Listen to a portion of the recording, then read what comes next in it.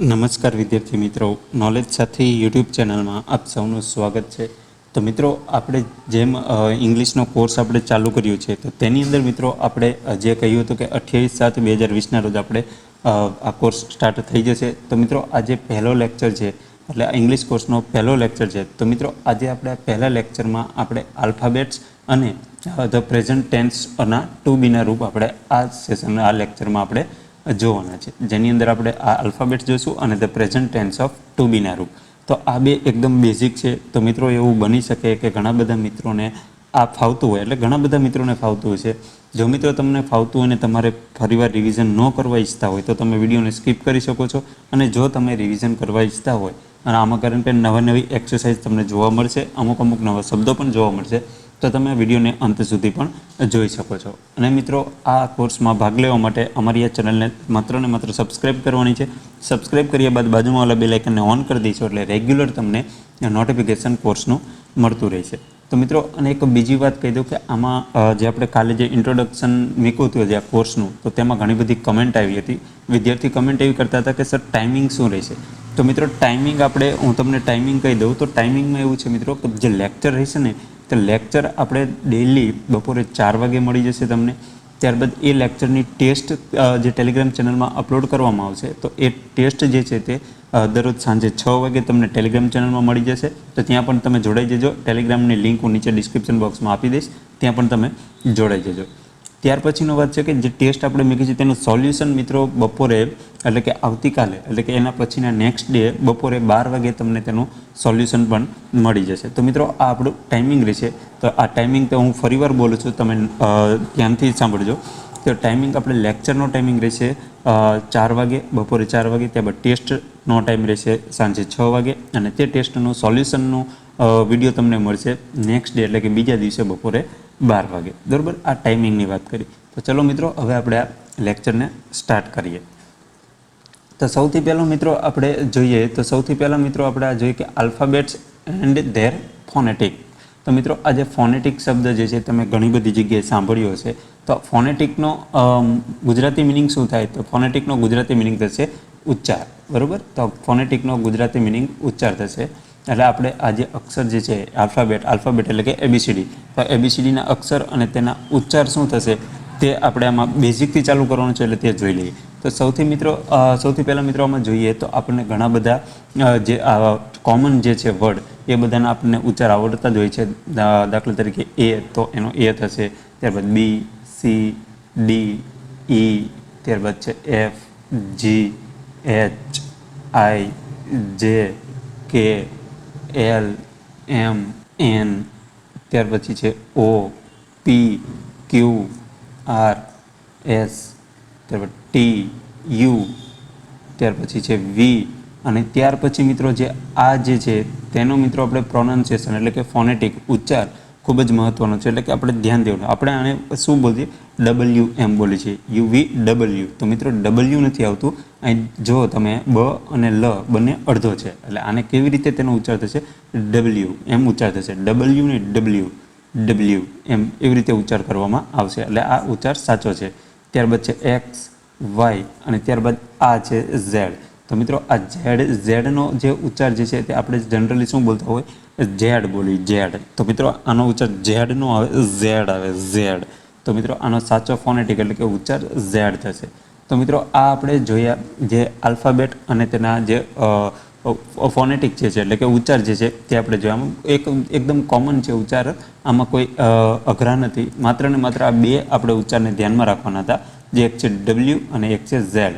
તો આ બે જે ઉચ્ચાર જે છે તે આપણે જનરલી બોલતી વખતે આપણે બહુ જ તેને ખોટી રીતે આપણે તેનો ઉચ્ચારણ કરતા હોઈએ છીએ। તો આ આપણે ખાસ આમાંથી શીખવાનું હતું।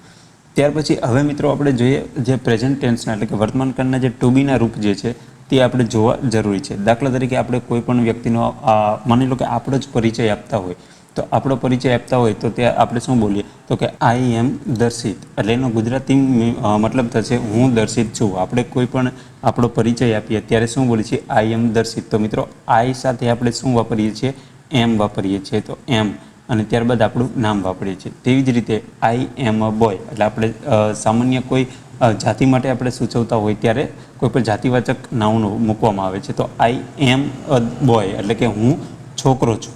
ત્યારબાદ છે યુ આર માલા, તો તું માલા છે. ત્યારબાદ યુ આર અ ગર્લ એટલે કે તું છોકરી છે. ત્યારબાદ છે હી ઇઝ કેશવલાલ, તો તે કેશવલાલ છે. ત્યારબાદ તે હી ઇઝ મેન એટલે કે તે પુરુષ છે. તો મિત્રો આ બધા જે સેન્ટેન્સ આપેલા છે તે સેન્ટેન્સમાં આપણે શીખવાનું શું છે, તો આમાં જુઓ મિત્રો, આપણે અહીંયા જે ટુ બીના આપણે રૂપ જોયું, વર્તમાનના ટુ બીના રૂપ કયા કયા છે, તો કે એમ, ત્યારબાદ છે ઇઝ અને ત્યારબાદ છે આર. આ જે ટુ બીના રૂપ, વર્તમાન કાળના ટુ બીના રૂપ આ 3 છે, એમ, ઇઝ, આર. હવે આપણે અહીંયા જોઈએ તો કે આઈ સાથે શું વાપરવામાં આવ્યું છે, તો કે એમ. આઈ સાથે એમ વાપરવામાં આવ્યું. ત્યારબાદ યુ સાથે આર વાપરવામાં આવ્યું છે. ત્યારબાદ હી સાથે ઇઝ. ત્યારબાદ સી સાથે પણ ઇઝ છે, જો અહીંયા તમે જોઈ શકો છો સી સાથે પણ ઇઝ છે. ત્યારબાદ વી સાથે આર છે. એવી જ રીતે અહીં જો આઈ સાથે એમ, યુ સાથે આર, હી સાથે ઇઝ, સી સાથે ઇઝ, યુ સાથે આર.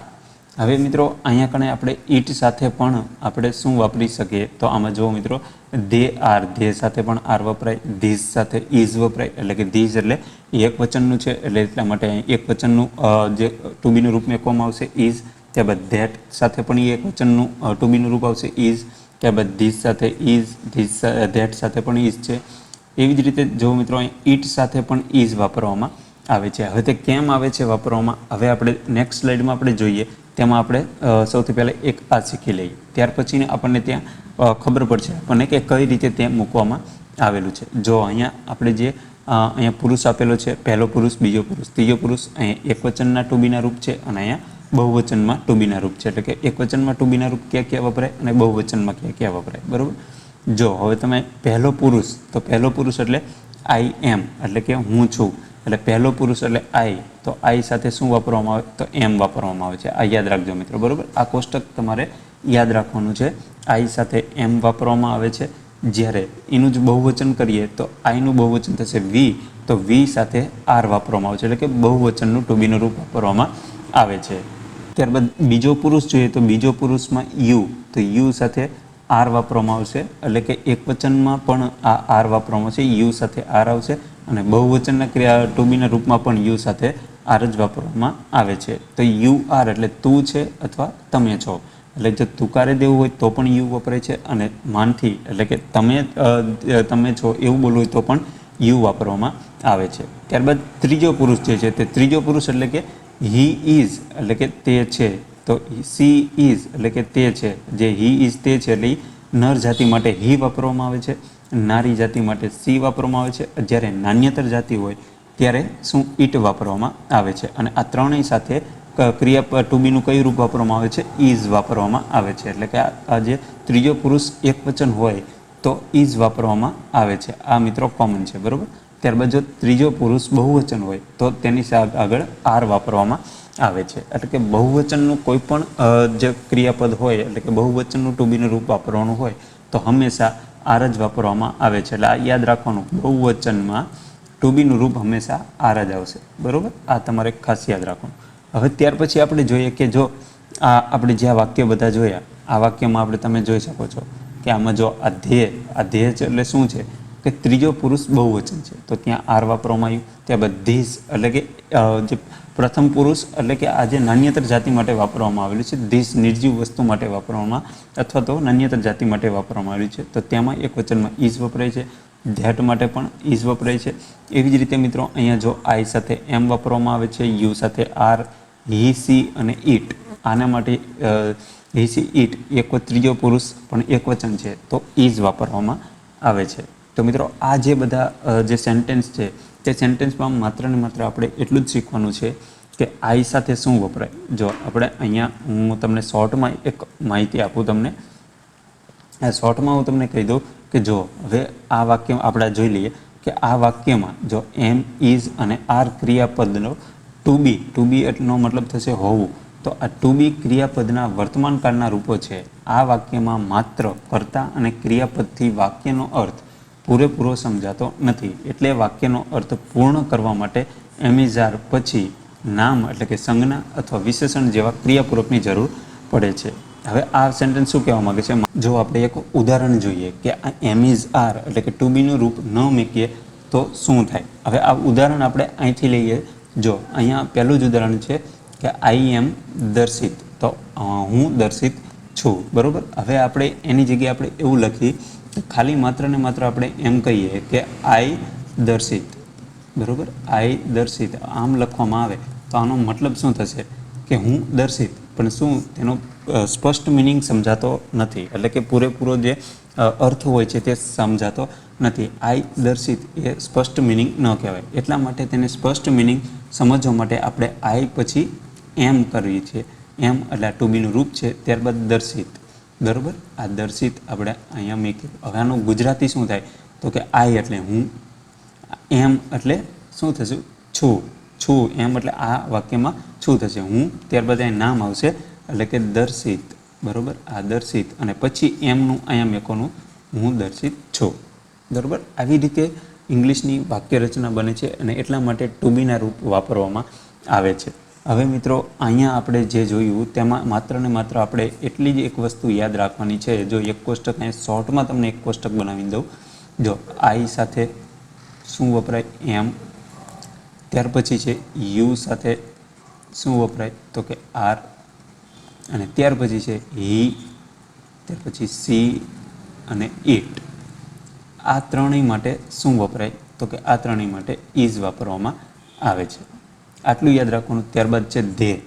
આ એક મિત્રો ખાસ યાદ રાખવું, ધે સાથે આર વાપરવામાં આવે છે. આ એક શોર્ટમાં કોષ્ટક છે. જે કોષ્ટક આપણે આ ડિટેલમાં સમજ્યા, પહેલો પુરુષ, બીજો પુરુષ, ત્રીજો પુરુષ, આ સમજ્યા, એ જ વસ્તુ આપણે અહીંયા શોર્ટમાં સમજવાની પ્રયત્ન કર્યો, બરાબર. હવે મિત્રો આપણે અમુક એવું જોઈએ હવે આપણે જોઈએ કે પ્રથમ પુરુષ, બીજો પુરુષ અને ત્રીજો પુરુષ. આ પ્રથમ પુરુષ, બરાબર, પ્રથમ પુરુષ, ત્યાર પછી છે બીજો પુરુષ અને ત્યાર પછી છે ત્રીજો પુરુષ, બરાબર. આ ત્રીજો પુરુષ. આ કઈ રીતે આપણને ખબર પડે આ પ્રથમ પુરુષ છે, બીજો પુરુષ છે કે ત્રીજો પુરુષ છે? તો તેને ઓળખવા માટે આપણે એક વ્યાખ્યા તેની જોઈ લઈએ.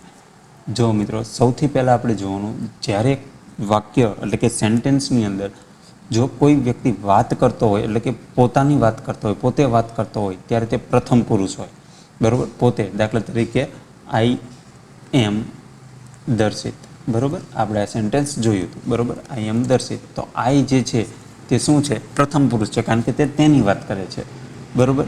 ત્યાર પછી હવે આપણે જોઈએ બીજો પુરુષ. તો બીજો પુરુષ શું આવે તો કે આ જે પ્રથમ વ્યક્તિ, જે પ્રથમ પુરુષ વાત કરે છે, પણ સામે જો સાંભળવાવાળો જે વ્યક્તિ હોય છે, એટલે કે પ્રથમ પુરુષ આ માની લો કે એ વ્યક્તિ જે છે તે વાત કરે છે, એટલે એ વ્યક્તિ શું થશે? પ્રથમ પુરુષ થશે. ત્યારબાદ બી વ્યક્તિ જે છે તે આ પ્રથમ એની વાત સાંભળે છે, એટલે આ બી જે છે તે બીજો પુરુષ થશે. ત્યારબાદ ત્રીજો પુરુષ શું થશે તો કે માની લો કે એ વ્યક્તિ વાત કરે છે, બી વ્યક્તિ સાંભળે છે, પણ એ વ્યક્તિ શું વાત કરે છે કે જે બી સાંભળે છે? તો એ વ્યક્તિ જો તે આ સીની કોઈ પણ ઘટના, એટલે કે આ સી વ્યક્તિ જે છે તેના વિશેની આ વાત કરે છે એ, અને આ સીની વાત સાંભળે છે આ બી. તો આ સીની વાત કરવામાં આવે છે, સી ત્યાં હાજર નથી, એટલા માટે આ જે છે તે ત્રીજો પુરુષ કહેવાય છે. એટલે સી એટલે ત્રીજો પુરુષ. તો મિત્રો આ સિમ્પલ ફંડા છે, આ ઇંગ્લિશમાં સિમ્પલ ફંડા છે. જો તમે મિત્રો આ ફંડા તમને સમજાઈ જાય તો આની પછી જે તમારે એક્ટિવ પેસિવ ને ડાયરેક્ટ ઇનડાયરેક્ટ આવે છે ને એકદમ ઇઝી થઈ જાય. તો મિત્રો આ પ્રથમ પુરુષ, બીજો પુરુષ અને ત્રીજો પુરુષ આ સમજવું ખૂબ જ મહત્ત્વનું છે. તો મિત્રો આ આપણે જે અમુક વસ્તુ આપણે આમાં જે પ્રથમ પુરુષ, બીજો પુરુષ, ત્રીજો પુરુષના જે મહત્ત્વ હતા તે સમજ્યા.